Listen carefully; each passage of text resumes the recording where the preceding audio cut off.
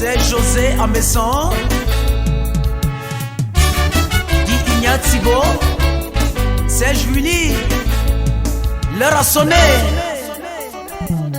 Marcelo, que buenos son jazelo a povo.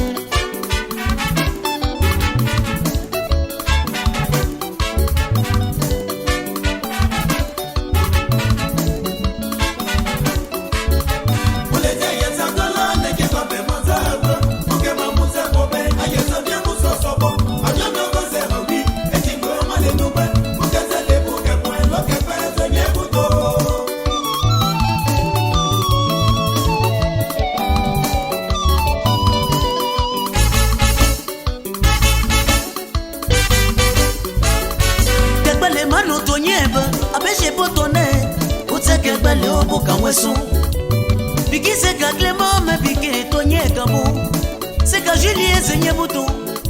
Antele jene lioni e bien le chien me sakaye. Boka le fe boka lage. Ke kwa yewe, zo son koko apaze. Voici se ka Camille. Après qui m'a écouté, zo son le babé et les zo son chez Posca. Ujuwo zo son yetabila. Aye zo botabi. Bojo koko yenu, botatabila ye o yezula. Sabi watezo kale o zonyale o lebibo. Ubo pwe mi o bongwesu. Apakanyanya lepe azo swanzi aleze gima. Zeyi azi apake poele. Yekba me pila vita, me bobo tako be poe. Umeyi bobo ele bokoko. Sabi tele boke poe. Dobu tso kebele, kanyanya meyi yo to ese antuko. Tekun achozo so acholo bi kwa neto afoyi odada be kon wo pe kanyacho se mebe yi aju e se to yewe nyabuhe tabi oteto so se be olofo Melissa honori ne fo belo zenye buto abo Angeline fo belo baletiti so ke nonga shikota uyi agwa mapalo ti machete o to so la to kapembe papa cho balono Ate chozo so cholo mati afefa. Aseke Lucia mati afefa. Tabita lo zobe. Nyo ate zebe jo André de mezo ekwe yoko. Pasteur ke se shila nya zebe. Zebe nye seke jikwe nya zebe. Tabi wate zebe jo. Asamwa desire. Ke yi wale wa mayete. Zebien wate uzombo jejede. Ayela ya po edile jejede. Atezo soanyo, zebi opotaze, nyota pile no fu. Pero ko azege wazete zebe, san ya boba emososo. Ye baba boku late, ayo ba soso, maba pile bie ba kojo bobinu. 50 ke manyagba kamu akuru, ke fe Maxime, moske le aze. Ala kubalu atolandi, kubalu. Quand on vient le pétrolier beau chapello, kubalu. Ajo mireye mebio Ubalu Yambo basile mebiki Ubalu Sosonyo laze Tapile no fu Sono tetalae Arisa aze Tapile no fu Sono tetala Alléluia aze Tapile no fu Sono tetala Asono aze Tapile no fu Sono tetala Catholique yaze, elle est son pourquoi, allez bien bisele. J'ai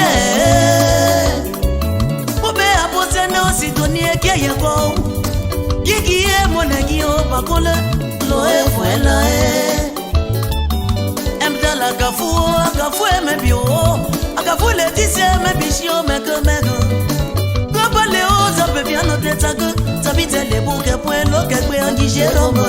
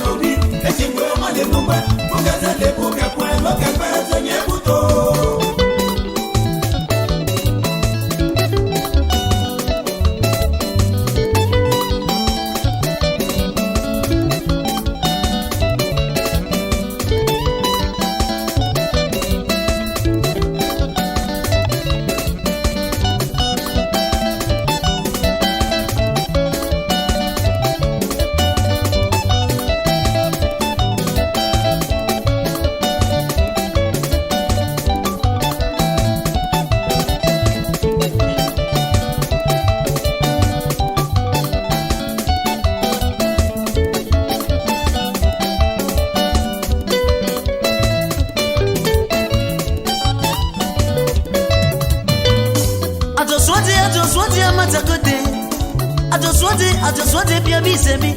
Maître Nyando c'est verre, mia dina c'est je suis isolé. Aucun effet au moins un chopon. Professeur Abo allez, bailler c'est bien les bons. Pour qu'elle effet ça savon. Pour les gagnants, je suis là à tes journées.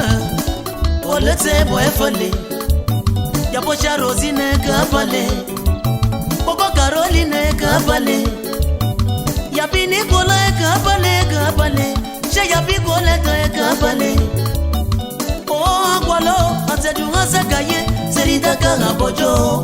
Et Marano Wafeu, et Mickey Hano Bofeu, et fait un sac à oh, la Koubalo, si je t'aime. Koubalo. Asi Patricia Bochabello. Koubalo. Roro Romeno, Django Bola. Koubalo. Mambo Lyonnais et Toyete. Koubalo. Posso le boutique, un Koubalo.